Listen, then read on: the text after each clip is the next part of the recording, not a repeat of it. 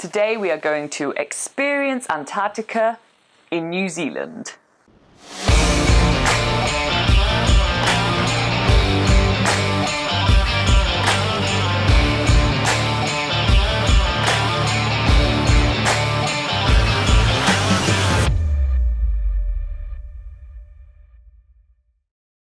Today we are leaving Akaroa for the town of Hanmer Springs. It's about a 3 hours drive, so we found an activity halfway through in the Christchurch city.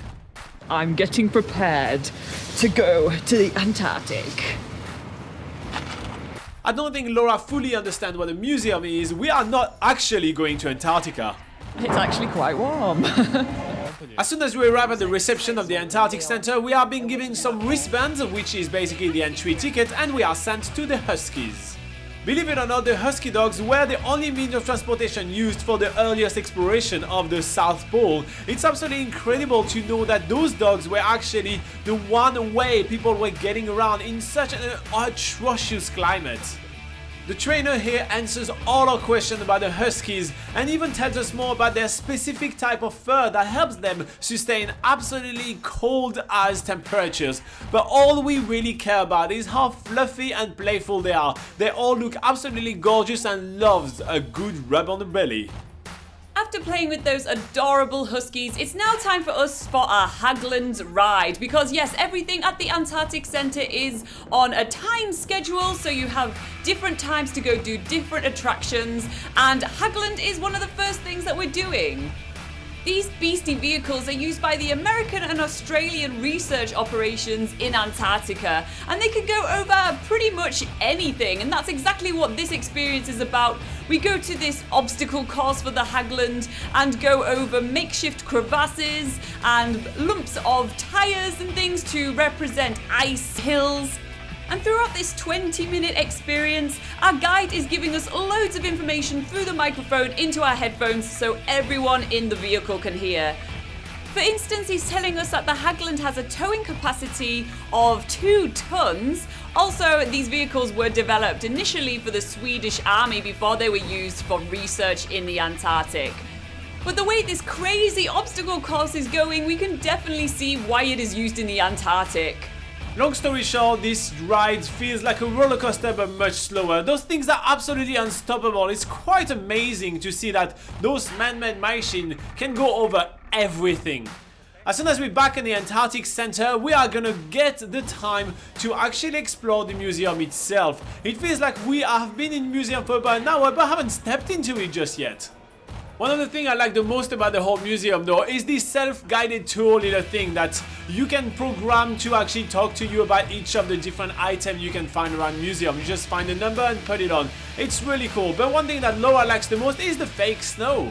This exhibition is so cool with all the different snow, and it's more like a 6-minute show rather than just your boring museum exhibition. It's about the different seasons of Antarctica and how you can experience 24/7 of darkness and then 24/7 of just non-stop daylight. One of the main attractions of the Antarctic Centre is the Antarctic Storm. It's basically a massive freezer that we have to wear special equipment to go into because it's supposed to replicate the storms happening in the Antarctic. The storm is happening every hour, so we're queuing to get ourselves inside this massive freezer. It all starts really well with an 8-degree temperature, but really quickly the night comes upon us and the temperature drops down to -18 degrees. There is also huge fans which are blowing freezing air onto us. I really don't know why we're doing that. It's absolutely freezing. We are cold. We can't see anything. It's the Antarctic at night. Making our way through the Antarctica Centre, we stumble upon exhibitions telling stories of life in Antarctica and also some little blue penguins. Obviously, you see a lot of penguins in Antarctica, but many penguins you actually see in New Zealand, as you would have seen in many of our videos recently. And these little blue penguins have been kept here since chicks, since they have been born with physical disabilities that might harm their capability of staying alive in the wild. Next we're moving on to the 4D cinema, which obviously we can't show you guys any of the film, but basically it is a 3D cinema experience but with some water and foam and moving seats. And then finally we go onto a section which shows us how it is to go to Antarctica in a plane. It's already day 366 and we decided to take it to a whole new level. So New Zealand's biggest gap here doesn't just finish here. We are going to Antarctica in the next 47 seconds. See you there! Brace yourself guys, Antarctica is coming in 22 seconds, coming in 0 seconds, it's right... Oh no, wait, it's just a documentary on the TV. Well, I'm gonna watch it anyway while Laura is checking up a little bit of the pictures she's been taking today.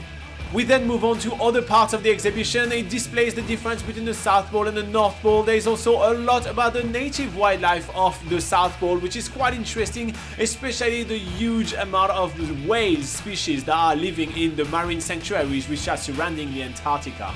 But trust Laura and I to find the food in any exhibition.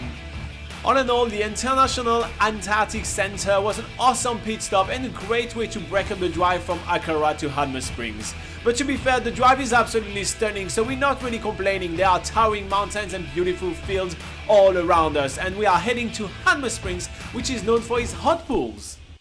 And although this experience only lasts for probably about a minute, it feels like an hour. I'm just freezing my balls off, which I don't have, probably because they fell off because they got frozen in the Antarctic Centre. What am I talking about?